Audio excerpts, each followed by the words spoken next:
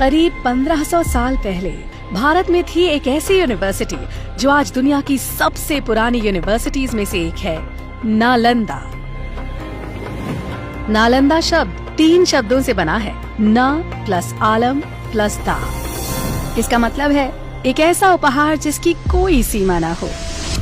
वाकई जैसा नाम वैसा काम। इस यूनिवर्सिटी में ज्ञान का भंडार था। यहाँ सिर्फ धार्मिक ग्रंथ ही नहीं बल्कि लिटरेचर, थियोलॉजी, लॉजिक, मेडिसिन और फिलॉसफी जैसे कई सब्जेक्ट्स पढ़ाए जाते थे। और तो और हर सब्जेक्ट का भरपूर ज्ञान देने के लिए बनाई गई थी 9 मंजिला लाइब्रेरी, जिसमें लाख 2 लाख नहीं 90 लाख से भी ज्यादा बुक्स और मैन्युस्क्रिप्ट्स थी। ये यूनिवर्सिटी 700 साल तक दुनिया को सीख देती रही, लेकिन नालंदा ने कई बार हमलों की मार को भी झेला।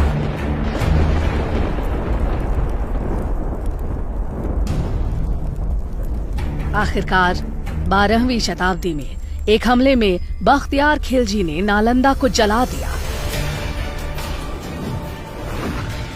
और माना जाता है कि इसकी लाइब्रेरी 3 महीने तक जलती रही और ज्ञान का वो खजाना जो संभाल कर रखा गया था धुएं में खो गया।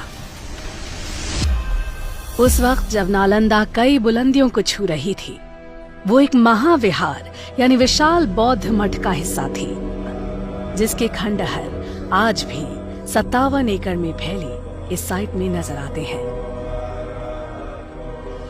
कुछ रिकॉर्ड्स के मुताबिक नालंदा दरअसल आम के बगीचे पर बनी थी, जिसे 500 व्यापारियों ने गौतम बुद्ध को तोहफे में दिया। पर आर्कियोलॉजी के हिसाब से नालंदा को 5th सेंचुरी बीसी में गुप्त काल में बनाया गया था।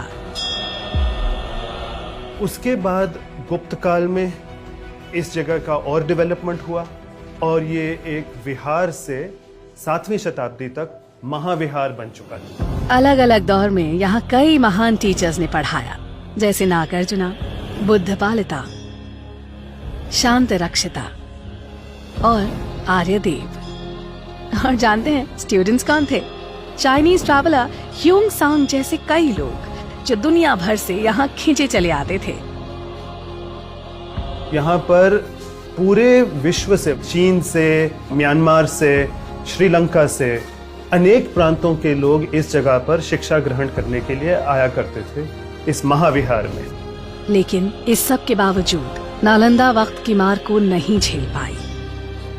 इसीलिए डॉक्टर अब्दुल कलाम की पहल से नालंदा ने एक मॉडर्न इंटरनेशनल यूनिवर्सिटी के रूप में फिर से जन्म लिया। नालंदा जैसी यूनिवर्सिटी इस बात का सबूत है कि भारत का ज्ञान सदियों से दुनिया को रोशन कर रहा है।